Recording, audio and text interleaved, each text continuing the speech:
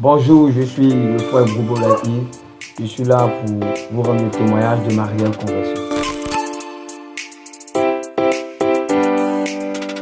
Tout a commencé en 2007-2008. Un soir, après le cours, nous avons eu l'heure creuse, un ami qui a fait sortir de la boisson. Et on allait sous la dalle, on a bu. Et c'est de là est partie la cigarette pour la première fois. Et le même soir, je devais vraiment avoir une identité vu que je suis passé de quelqu'un qui était simple à l'alcool et à la cigarette. Du coup, je me suis percé l'oreille pour montrer encore que vraiment j'étais vraiment pris par ces choses-là. La vie va s'ensuivre que je vais rentrer à la FESI, la Fédération estudiantine scolaire de Côte d'Ivoire, en 2008 encore, dans cette même année-là.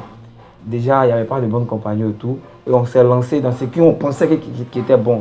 Les grèves, la violence, arrêter d'aller à l'école, sécher les cours, rentrer dans l'histoire de femmes. Et on a commencé à faire le bruit. Et du coup, en quatrième, après analyse, le fondateur a jugé bon de me renvoyer parce que ça allait de pire en pire. Étant renvoyé, j'ai passé le test et j'ai été pris par le club Anibi Sport d'Aboville. Je me suis rendu et du coup dans le contrat j'avais demandé qu'on paye ma scolarité. Étant là-bas, les choses ont repris encore. Leader syndicaliste, sécher les cours, faire les discours. Quand un élève a un problème, que ce soit avec le conseil scolaire, qui vient me dire, c'est les revendications. C'est-à-dire la vie partait de mal en pire. C'est l'influence de la rue, c'est l'influence de l'alcool, c'est l'influence du sexe qui a eu le dessus sur ma vie. Et je vivais uniquement pour ça. Et étant à Boaké en 2014, j'avais un groupe. Comme j'ai tendance à rassembler des groupes, je demande après la FESI. On dit qu'il n'y a pas de FESI. Après la crise, il n'y avait pas d'organisation de jeunesse dans tout Boaké. Ceux qui étaient à Boaké peuvent le témoigner. Il n'y avait rien. Et quand je suis rentré, avec l'influence que j'avais encore, on a commencé à faire des sittings, des meetings. Et j'ai influencé ma direction à ceux-ci à avoir une part de responsabilité. Et c'est comme ça qu'on m'a monté de grade aussi au sein de l'organisation. Et en 2015, je vais créer le REJ, le réseau des élèves du jeunesse du PDCI. Je vais créer des organisations au niveau de Boaké. Que je m'enfonçais plus dans la colle à ce que ça devienne une histoire de je ne peux pas m'asseoir, prendre une bière et me lever. Non. Si je m'assois, si je me lève, je vais être vraiment ivre. L'alcool, le sexe, la drogue, la cigarette. Et c'était comme ça, de jour en jour, de jour en jour. Et Dieu m'a fait grâce, j'ai eu le bac en 2014. Ce que je voulais ajouter aussi, c'est que avant, je partais à l'église parce que ma maman me demandait d'y aller. Je partais parce que les parents demandaient d'y aller. Et quand j'ai perdu mes parents, l'église s'est arrêtée. Et c'est la rue qui a eu le dessus. C'est l'influence de la rue, c'est l'influence de l'alcool, c'est l'influence du sexe qui a eu le dessus sur ma vie. Et je vivais uniquement pour ça. En 2017, je vais rentrer dans le coupé de Calais. Et dans les années 2017, je deviens manager d'un DJ qui est parenté, qui est dans le staff de Arafat, Feu Arafat. Et je deviens aussi une part tournante. Quand on sort, les filles, aller dormir, les filles. C'est le coupé de Calais. On est là, à nuit, je vais prendre une fille pour aller dormir. Mon entourage ne me disait pas, mais j'ai glissé sur un terrain qui n'était pas bon. C'était pas bon déjà, mais au fur et à mesure que je prenais des espoirs dedans, je me disais, ah, ce que je fais, c'est tellement bien, attends, je vais améliorer encore. Quand il y a un petit souci, c'est dans l'alcool, je vais régler. Quand j'ai trop en colère, c'est dans la cigarette, je vais m'apaiser. Quand je suis là, j'ai envie de vraiment rentrer dans un mood, c'est la drogue, je prends pour rentrer dans ce mood-là.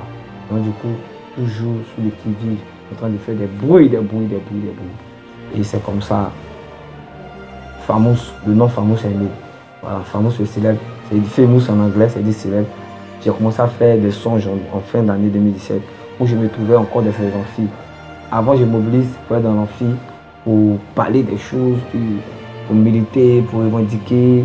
Mais cette fois-ci, quand ils étaient là, on parlait des choses qui concernaient l'école, qui concernait la gestion, l'encadrement des étudiants, qui concernait le changement de la violence, on devait changer, mais il y avait beaucoup aussi l'édification de la parole de Dieu. En des années 2018, j'étais assis avec mes amis, en train de festiver comme d'habitude. Je reçois l'appel de maman là, qui me dit, ah mon garçon, il y a un serviteur de Dieu qui vient de Bergerville. Il est venu dire depuis 3 jours, il me cherche, et j'ai un enfant. Il me voit un garçon qui cherche.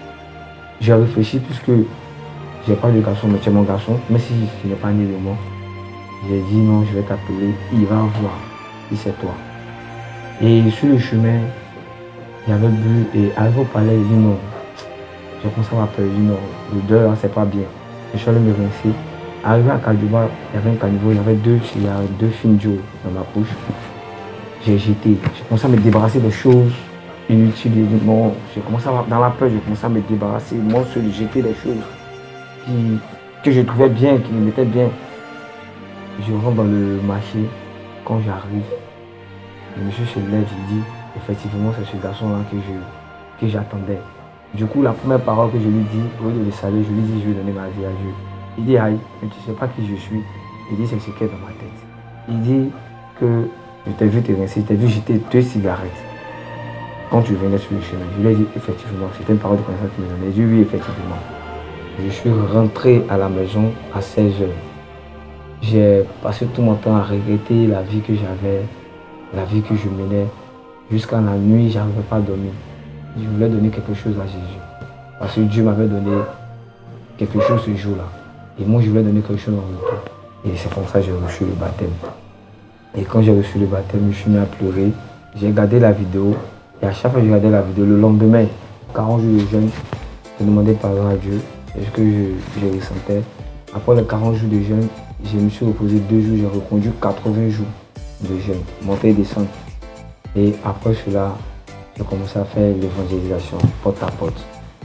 D'écouter Terminus 40, camp militaire, Toit Rouge, Nyoron à gauche, Nyoron à droite, Sipores, Jesco, Azagué, à Beauville, à Niama, à Yamoussoukro.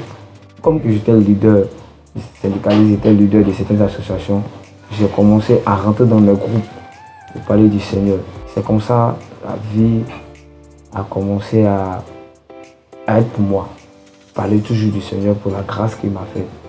Étant lancé, tout ce charisme qu'il y avait pour guider des jeunes, tout ce charisme qu'il y avait pour marcher avec les jeunes, ce charisme n'est pas parti.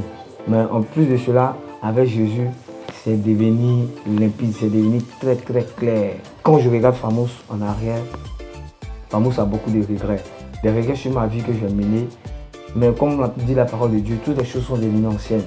Mais aujourd'hui, ces regrets, c'est des amis, des compagnons de marche, des gens que j'ai dirigés, des gens que j'ai commandés, qui n'ont pas eu la chance aujourd'hui d'entendre ou de voir ce que je suis devenu.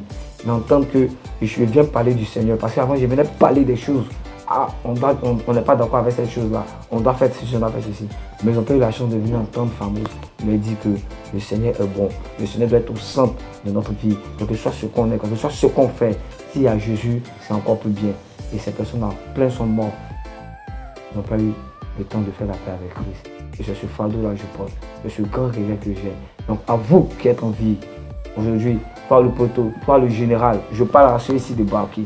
Je parle à la FECI de l'université Lorient Guidé. Je parle à la FECI de Sophie Boigny. Je parle à ces différents responsables UMESI. Je parle à ces différents présidents du conseil scolaire, des collèges. Je parle à ces différents jeunesse parlementaire. Oui, jeunesse parlementaire qui est née à Boaké. On a milité. Aujourd'hui, c'est répandu un peu partout en Côte d'Ivoire. C'est à vous que je m'adresse. Comme le dit la Bible dans Ésaïe 55, le verset 6. C'est le moment, oui, c'est le temps. C'est le temps de faire la paix avec Christ. C'est le temps de marcher avec Dieu. C'est le temps de revenir au verset 7, de demander pardon, de regretter tout ce qu'on a fait. C'est le moment. C'est de ça qu'il s'agit. Où on va terminer notre éternité.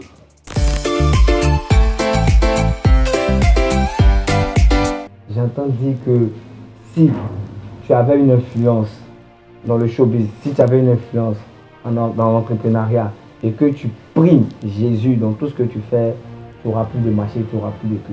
J'entends dire que si tu étais le guerrier du quartier, tu étais le guerrier de la rue, que si tu as Jésus, tu serais faible, tout le monde va te frapper. J'entends dire, si tu étais le moro, comme on le dit, le 10, le waraba, et tu mets à faire de Jésus là, tu ne deviens rien. J'entends dire, parce que je suis dans le mouvement des enfants rap, ils voient dans la musique, si je commence à chanter pour Dieu, je vais perdre mes côtes. Mon frère, c'est du papo, c'est du pipo. Samson était Samson. Samson était le waraba. Salomon avait le buzz. Il était connu. On a vu notre frère Kaisbou. Ça continue, mais il a toujours la cote. J'entends dire non, j'étais leader politique, de jeunesse, patriotique, j'étais au projet, j'étais ici, passé. Si je parle aujourd'hui de Dieu, non, les gens vont plus m'écouter, les gens vont plus marcher avec moi. C'est faux. Samuel était prophète, il était juste en Israël. Revenons à l'essentiel, acceptons Jésus et puis marchons avec. Car c'est avec lui qu'on a la bonne côte, c'est avec lui qu'on a le bon témoignage, c'est avec lui qu'on a l'influence.